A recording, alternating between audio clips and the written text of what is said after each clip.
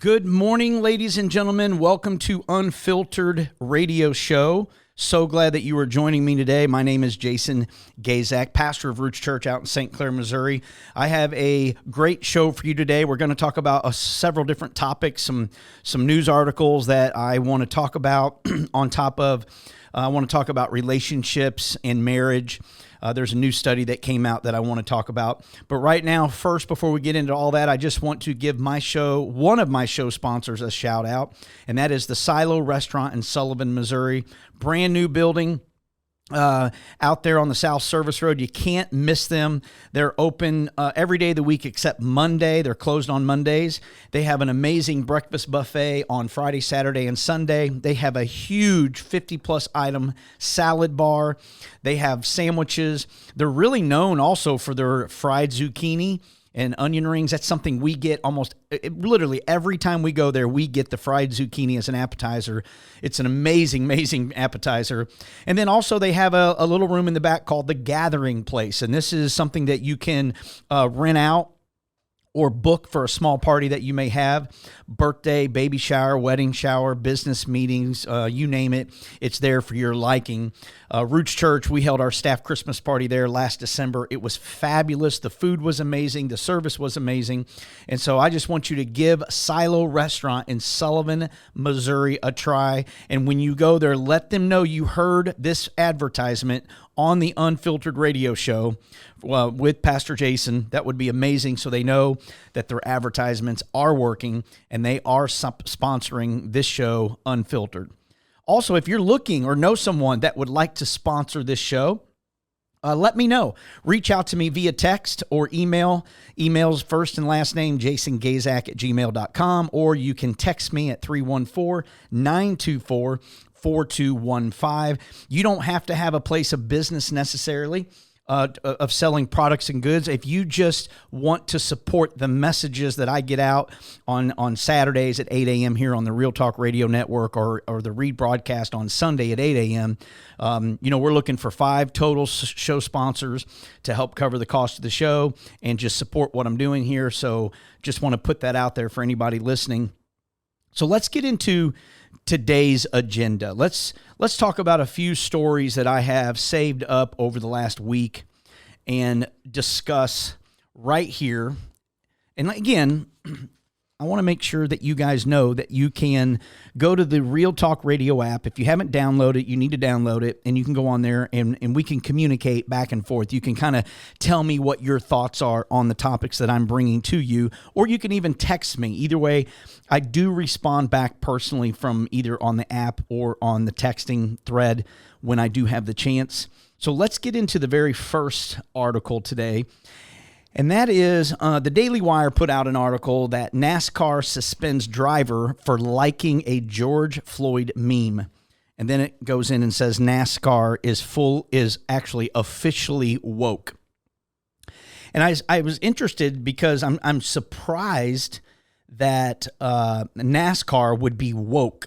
And I wanted to go into the article, and I did, and I read a little about it. And I'm just going to read a little bit of this article to you, and then I'm going to give you my thoughts on it. And then, of course, you can share your thoughts. But NASCAR faced backlash online over the weekend after it suspended a driver for his actions on social media. Noah Gragson was suspended by NASCAR and Legacy Motor Club after he reportedly liked a meme on Instagram that mocked George Floyd's death. Somebody put out there, do you think this is justified, et cetera, et cetera. So you got a lot of opinions on here. It says NASCAR fully supports Legacy Motors Club's decision to suspend Noah Gragson. NASCAR said in a statement, following his actions on social media, NASCAR has determined that Gragson has violated the member conduct section of the 2023 NASCAR rulebook and has placed him under indefinite suspension. Legacy Motor said in a statement, we have made the decision to suspend Noah Gragson effective immediately regarding his actions that do not represent the values of our team. And then, of course, Josh Berry will drive the number 42 entry for this weekend's NASCAR Cup Series race at Michigan, the team added. Of course, Gregson, that's a hard last name for me to announce, but Gregson apologized for liking the meme, and here's what he said: "I'm disappointed in myself for my lack of attention and actions on social media. I understand the severity of the situation," he continued. "I love and appreciate everyone. I try to treat everyone equally no matter who they are, and messed up plain and simple." So, of course, you can imagine the Hodge twins obviously are saying that NASCAR is officially woke. I'm trying to see. There's other people, on Twitter that is also posting the same thing. And I don't know. Here's my thoughts on this. I think every company has standards in which their employees or leaders or managers or bosses, whoever they might be, they have these particular standards in the handbook, or if it's not a handbook, it's there somewhere, hopefully. In a church, it might be the bylaws. And I do not think there is anything wrong if the company has a set of guidelines of how people are to conduct themselves in the social media world. That is up to the company. I do think it needs to be disclosed. However, I think where it gets a little tricky is, should he have been suspended indefinitely? I don't know. I mean, truthfully, I don't know. I really have not looked up NASCAR's rule book or their code of conduct to find out what it was in the code of conduct book that went against what NASCAR set in place. I do, though, agree that we all have to be held responsible for some of the stupid things that we do. I'm sure it was a quick, emotional decision by this guy, by Noah. He just like, man, that's funny, clicked it, liked it, didn't think anything about it. Boom. Next thing you know, all hell's breaking loose in his life. And he's a young kid. People make mistakes. Should it have been done? Personally, I looked at the meme, and in my opinion, no. I don't think that's something that should be laughed about, regardless of what you feel or think. I think there's a line you cross. I think it's disrespectful to the family. I think it's just disrespectful in general. And, this guy didn't ask for this. It's different when somebody puts something out there about themselves and they're still around and somebody wants to say something. That's different to me. But this is it's a different situation. Somebody's life, they died, and it was over. The way the police officer handled it was incorrectly, and now we're joking about it. And I don't think that's a matter to joke about. So, do I think personally NASCAR did the right thing by having a consequence? Yes. Do I think that they should have indefinitely suspended him? That's probably a no for me. I think if a person apologizes, they realize what they've done, they're just behaving a little different. Their actions are showing it. I think, there's maybe a 2 or 3 strike penalty, depending on the severity of it. You can't cookie cutter these situations, people. I think that's really what I'm getting at. You can't do for one what you would do for all, because the situation changes. The severity of the situation, what is said, what is done, the attitude of the person. I think there's a plethora of things. But I also think about, like in our church, if I had a staff member, somebody that is paid staff, that was literally being completely disrespectful, and it was projecting different values than what our church projects, well, then that would have to be a conversation. And just so you guys know, we haven't fired anybody because of that, but we have had conversations with people because of that.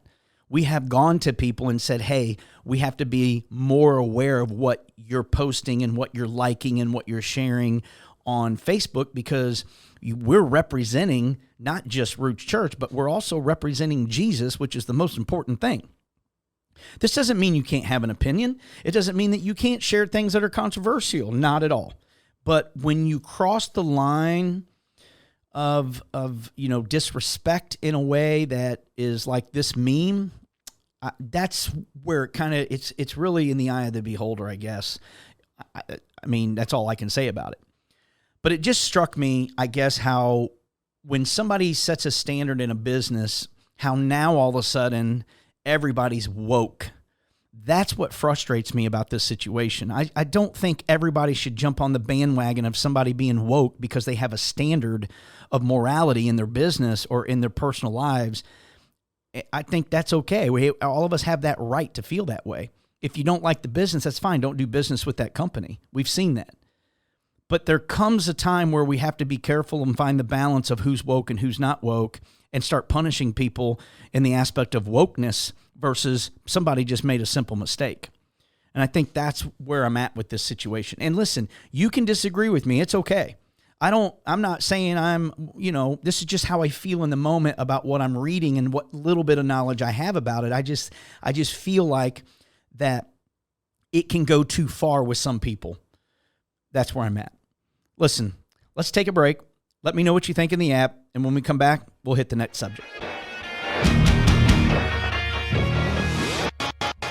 All right, we're back from the break, and we just got through talking about NASCAR driver Noah getting suspended for a meme that he liked on Twitter, Facebook, whatever social media site, gets indefinitely suspended from NASCAR. And, like I said before, I don't have anything against standards, things like that, but I do feel like that today people are jumping on the bandwagon of woke just because of a standard or a moral agreement through a company or whatnot.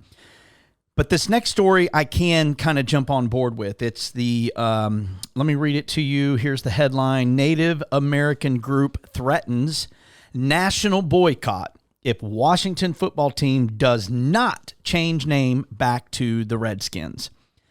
Ladies and gentlemen, I can jump on board with this organization because I never thought the Redskins should have changed their name just because of some soft, woke, pansy group of people who are ultra sensitive about American history. Just like the old Aunt Jemima bottle got changed. Terrible idea. I guarantee you, I know for a fact that family did not want that to happen. But, of course, we have an ultra-sensitive country we live in today. And, if it offends 1% of the people, we got to change everything to make the 1% feel better. So let me read to you what this statement says.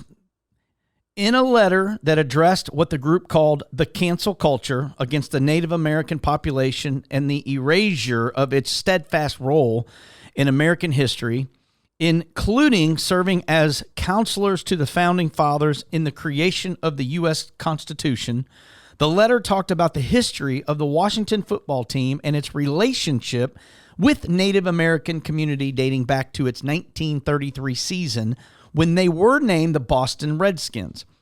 At this moment in history, we are formally requesting that the team revitalize its relationship with the American Indian community by changing the name back to the Redskins, which recognizes America's original inhabitants, and using the team's historic name and legacy to encourage Americans to learn about, not cancel, the history of America's tribe and our role in the founding of this great nation, the letter read. Should we need to encourage a national boycott similar to what happened with Anheuser-Busch, which is now down $27 billion? Let me just make a note here in the article. It says not one brick was thrown, not one highway was blocked or shut down, and not one bridge was burned. Ladies and gentlemen, just remember that. And the letter said, we will do just that. Talking about how they will boycott the Redskins if they do not change the name back. The letter closed out by noting that in 2023, this oppression and arbitrary and capricious recognition of U.S. history and constitutional rights is not acceptable. The group also vowed to stand their ground because if you don't acknowledge history, we are doomed to repeat it. Well, as many of you know, in 2020, the team announced it was removing the Redskins from its name, and 2 years later announced the National Professional Football Team would be called the Washington Commanders. The name change came from pressure from the cancel culture mob following the death of George Floyd and those who claimed that the term was racist and offensive to Native Americans. Again, the NASCAR driver was suspended indefinitely because of a George Floyd meme. Now, 2 years prior, or in 2020, because of the George Floyd controversy, that's when the name got changed because somebody got hurt about it. This is what I'm talking about, ladies and gentlemen. This is where we've gotten in our country to where when we have 1% of the population that is offended, we're going to change everything. We're just going to change it all because of the 1%. Forget about the 99% that is on board with what the direction our country's heading. Let's change everything to the 1% so they feel included. Isn't that what this is about? Isn't that what this administration is about? It's the fact that we want everybody to be included. We want everybody to feel what they feel. We want everybody to be the same. Malarkey. It's never going to be that way. We have different people under different backgrounds and different heritage and different upbringings and different personalities and different gifts and different talents and different everything. Why in the world can we not agree to disagree with some things and just move on through life with the majority? I don't get it. It's kind of like, I know real highly conservative talk show people that have jumped on the bandwagon of Chick-fil-A now going woke because they hired a DEI person, diversity, exclusion, or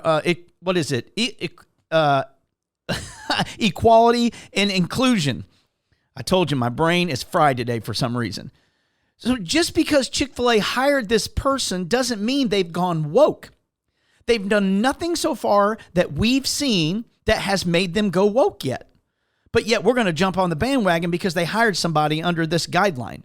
How do we know they didn't hire somebody under that guideline so that way they're making sure that they're walking that narrow path of what law and what the Constitution dictates to what we have to do? We do need to make sure we are an EOE company, right? Equal opportunity employer.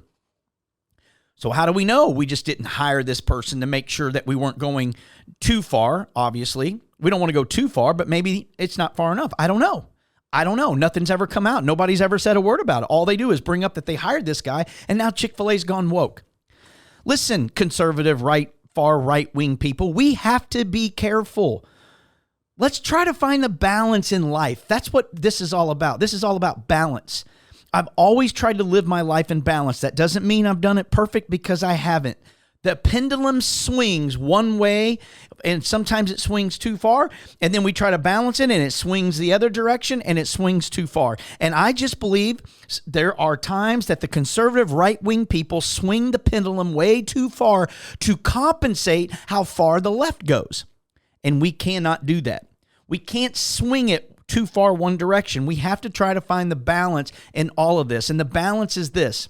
We all have different views. We all have different opinions, okay? It's okay to have a different opinion. I don't remember who it was, but it was a rapper, and I don't know his name because I'm not big into rap music, but his publicist put out an apology when he was asked about the trans community. He gave his opinion about the trans community. He's a dad of 5, and he said, I disagree when the trans community is trying to allow a young child to be able to make the decision for a sexual transition. He completely disagreed with it. But his publicist went out and made an apology to the world, and he said, let you hear it from the horse's mouth. I do not apologize for my opinion. I do apologize if it's offended you, but this is my opinion, just like it's your opinion. You ask me what I feel about the trans community. I tell you what I feel. You don't like it, and now you want me to apologize to you. Bullcrap. That's exactly what this rapper said. He said, it should be up to the parents. It shouldn't be up to the child. The child's not old enough to understand this. That's just a whole nother subject. But it's no different than changing the name of football teams and baseball teams and boxes on cereal or syrup just because 1% of this world is offended. Let's get rid of the ultra-sensitive writers and readers, and let's go back to the way this place used to be. That's what I want us to do. Let's get some thick skin in this world and quit being so sensitive about everything and everybody's opinion. Remember, we don't have a problem if the trans community wants to do what they do. We have a problem with them shoving it down our throat, trying to get us to be on their same page. That's where the problem is. Let's take a break. We'll be right back.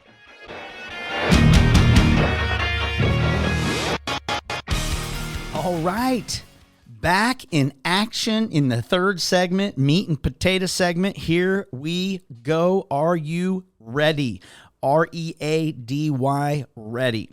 I hope you've been talking to me in the app. I haven't looked yet because I'm so focused on this next segment. Or send me a text. Either way, here it goes. ChristianHeadlines.com have an article. Marriage is an outdated concept. That's what young adults say in a new poll. A significant minority of young adults who are in a relationship believe marriage is an outdated concept, according to a new survey of millennials and Gen Zers. They also found out that an overwhelming majority, nevertheless, hope to get married. So hang on a minute. The majority of young people in the millennial and Gen Z think that it's kind of an outdated concept, that marriage is outdated concept, but yet the majority of them still want to get married. See, that somebody help me understand that. Like, that just doesn't make sense. How can it be an outdated concept, but yet you still want to get married? If it's an outdated concept, shouldn't you just be living together and never getting married? Or should you just have swinging partners and just, well, when it don't work, you just break up and go with someone else, and then you just keep living in that pattern? I mean, if it's an outdated concept of what marriage is a relationship, a covenant, a vow between one woman and one man for until death do you part. But when I'm looking at people today, I'm not seeing that covenant hold. I'm seeing people get mad and they fall out of love and they don't have the feeling anymore of loving one another. I don't feel like I love them. I don't feel this. I don't feel that. And what do? They get divorced. They move on to the next person. And then they get in that relationship. And guess what? The same thing happens in the second one, and then in the third one, and then in the fourth one. I don't know. So they polled 906 millennials and Gen Zers who are in a relationship that found that roughly 2 in 5 say that marriage is an outdated concept, with 52% of women and 41% of men affirming the statement. So more women than men that believe that concept. An additional 85% say they do not think marriage is necessary to have a fulfilled and committed relationship. Here we go. You want to know what's wrong with society right now? This right here. This is what's wrong with society. 85% of millennial and Gen Zers think that marriage is not necessary to have a fulfilled and committed relationship, while 73% say it's too expensive in the current economy to get married. Really? I can tell you right now, it'll cost you less than $100 to get married if that's the route you want to go. See, the problem is we want to keep up with the Joneses, and we got to have this elaborate, expensive, crazy wedding. No, you don't. You go to the courthouse, grab your marriage certificate, and have a judge marry you or have somebody else marry you. In the state of Missouri, anybody can marry you. That's the sad part about the state of Missouri. You don't have to be ordained. The law says you got to be upright and you have to be committed to the church. Somebody that goes to church, they're committed, and they're in good standing with the church. That's the word I was looking. They got to be in good standing with the church, but it can be anybody can marry you. You don't have to have an elaborate wedding. That's an excuse. It's bullcrap. You can have a cheap wedding. My wife and I didn't have no elaborate wedding, not even close. Not even close. Now, if you want an elaborate wedding, that's your choice. Great, go do that. For my daughter, we had, it wasn't elaborate, but it was a very nice wedding, and it was expensive to do, but I have one daughter who plans on getting married one time in her entire life. So to me, that's an experience that I wanted my daughter to have. I wanted to have that experience giving my daughter away, and it was very different for us. But this is what's so aggravating when I see that 85% of these millennials and these Gen Zers do not think marriage is necessary to have a fulfilled, committed relationship. That is a lie straight from hell. You can't be in a healthy relationship unless you are married, because biblically speaking, that does not mean, ladies and gentlemen, please do not take that the wrong way. If you're in a dating relationship up until the point you're ready to get married, great. But let me tell you something. You should not be engaged, in my opinion, longer than 6 months to a year. You're engaged longer than that. What are you waiting for?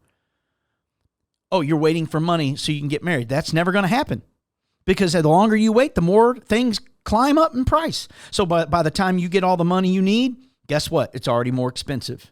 It's no different than waiting to have kids. Well, I'm waiting to have children because, we just don't have the money yet. You will never have the money to have kids. I'm just going to tell you right now, unless you win the mega millions, the $1.7 billion, then you might have the money at that point. You're never going to have the money to have kids. I don't understand what this issue is. The Bible clearly states that a marriage is the highest level of intimacy and relationship that you can have with the opposite sex is in a marriage. One man, one woman. Not two men, not two women, one man and a woman. Not a man that wants to be a woman, not a woman that wants to be a man. It has to be biologically one man and biologically one woman in a relationship, committed to one another, because the little piece of paper that the state of Missouri or Illinois or whatever state you're from doesn't mean jack crap to God. It doesn't. That's only for your tax benefits. That's only for legality reasons here in the state, that when you get married, you have all these different benefits and taxes and the way things, if one and the other passes away, where things go to.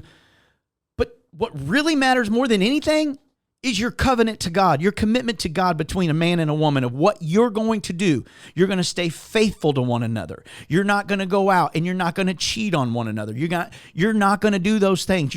That woman is the only woman in your life. That man is the only man in your life. You're going to love him. You're going to respect him. You're going to submit to him. You're going to honor him. Men, you're going to love your wives. You're going to submit to your wife as well, because submission goes both directions.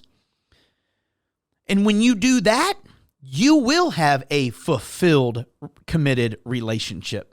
When you're committed to one another in your relationship, solely committed to the one, not to the two, not just because you're getting along. Well, as long as she does for me, I'll do for her. As long as he does for me, I'll do for him. Nope, that's not the way this thing works. Marriage is selfless.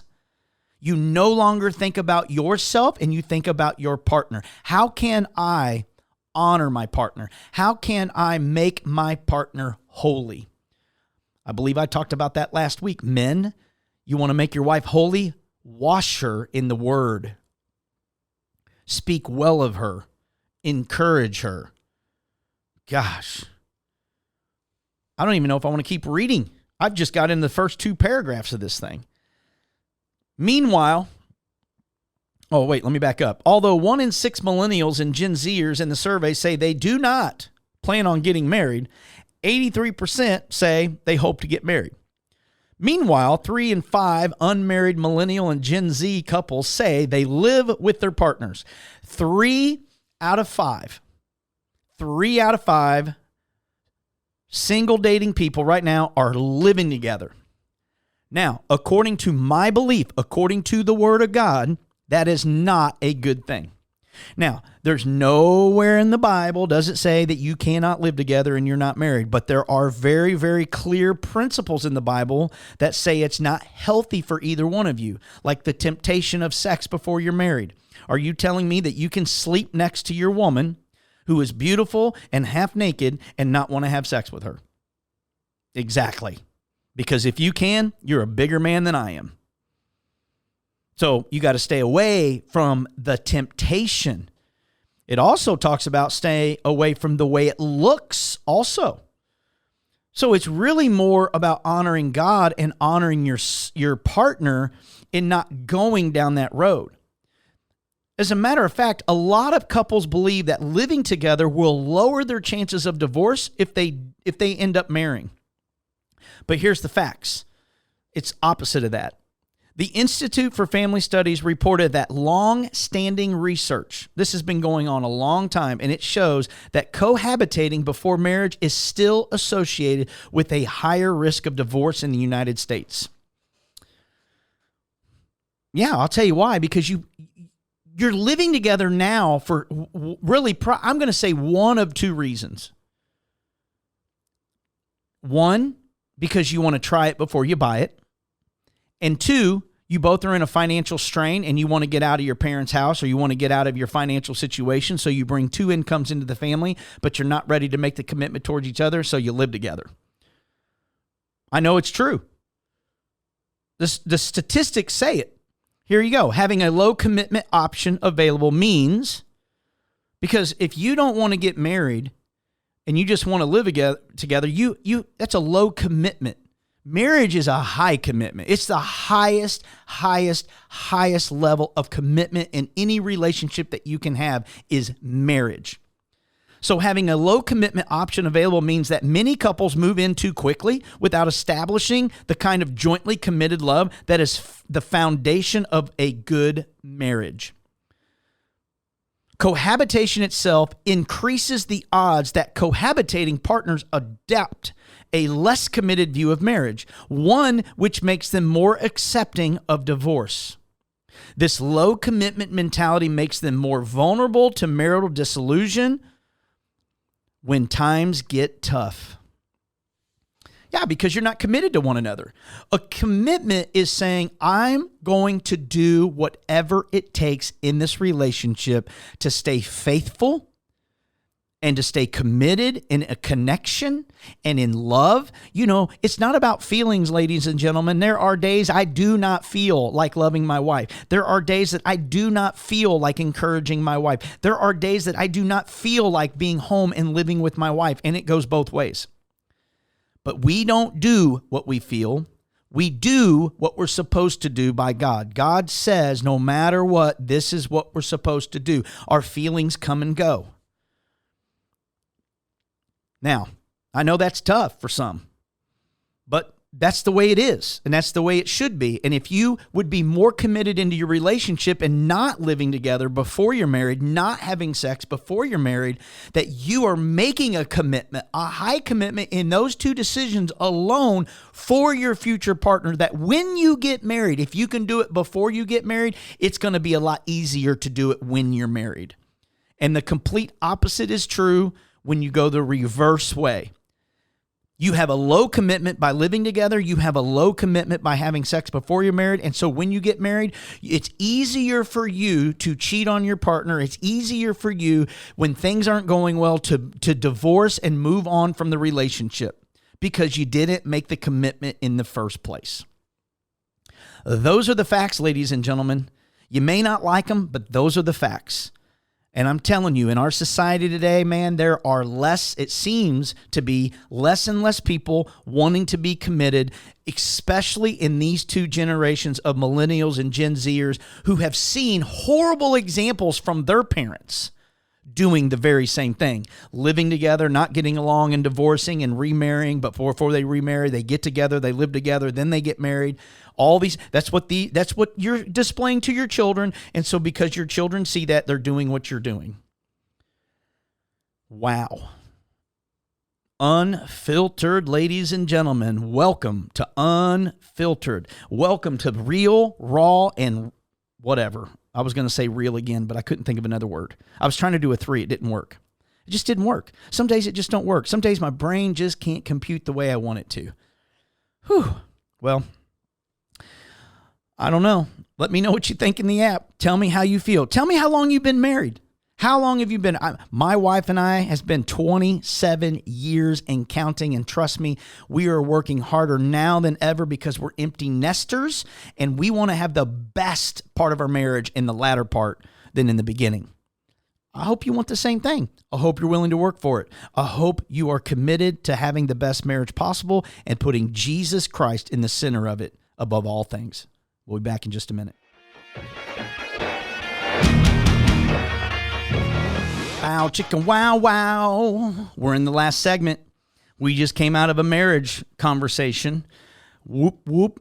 Yes, sir. Whoop, there it is. I'm just in one of those moods today, so you're just going to have to accept where I'm at. I'm just in one of those moods. I'm actually in a pretty good mood because I thought, why not end the entire show with a little something fun? I don't know where this is going to go, But we've been talking about marriage. We've talked about, that stuff in the very beginning. I don't want to get hung up on all that. But I don't know. The other day, how many of you like music? I think all of us like music. What genre do you like? What kind of music do you like? Is it country? Is it rock? Is it rap?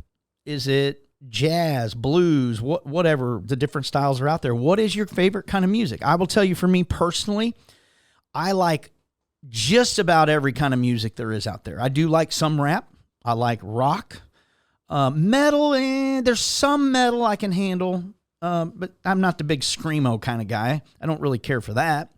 Love country, pop, love jazz. Blues is one of my favorites. I would say country. Obviously, somebody's out there going, you don't like Christian music? Yes, I like Christian music too. I like all of it. I'm more into the worship than I am probably the Christian music personally. That's just my personal opinion, but I like Christian music as well. I used to go to a bunch of Christian concerts back in the day, but I don't do concerts much anymore. I think they're way too expensive. They're overpriced, and I don't know. I can see a person a lot better on a TV screen than I can sitting in the nosebleed section, and I can't stand all the crowds. I'm pretty sure the last concert.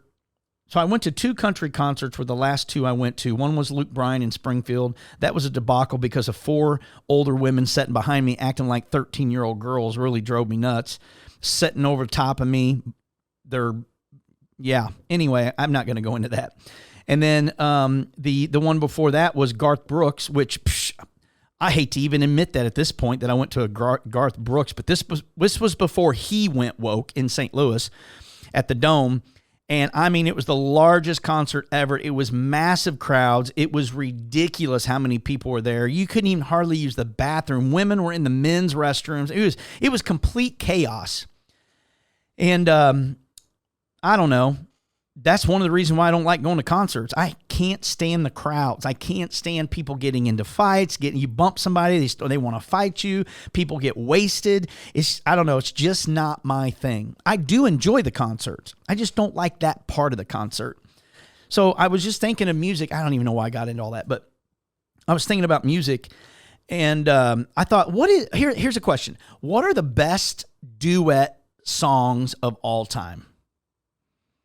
I don't know. I was watching this thing came across my Instagram reel, and it was a little clip of Justin Timberlake and Chris Stapleton doing Tennessee Whiskey and Drink You Away from the CMA in 2015. And so, of course, I just got a snippet of it, and I'm like, oh, I remember that. That was like one of the best duets I've ever heard. And then it got me thinking, wait a minute, there were other duets that were awesome as well. So I have some of mine listed here.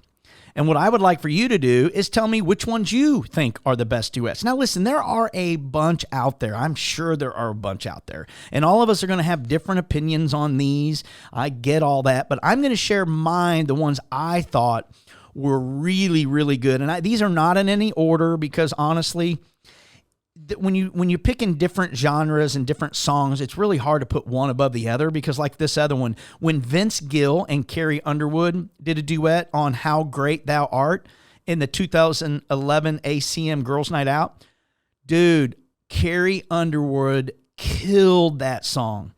I mean, killed it. Emotional. People in the crowds were worshiping and crying. And I mean, it was amazing. I mean, that was just a killer song. And then the Justin Timberlake and Chris Stapleton, Tennessee Whiskey, Drink You Away song from the CMA 2015. That was another one that people were getting into it. And man, Justin Timberlake, he is a performer, ladies and gentlemen. That dude is a performer and he's good at what he does. And Chris Stapleton's voice, I think about what was the thing that they sing at the football games? Golly, I'm drawing a blank.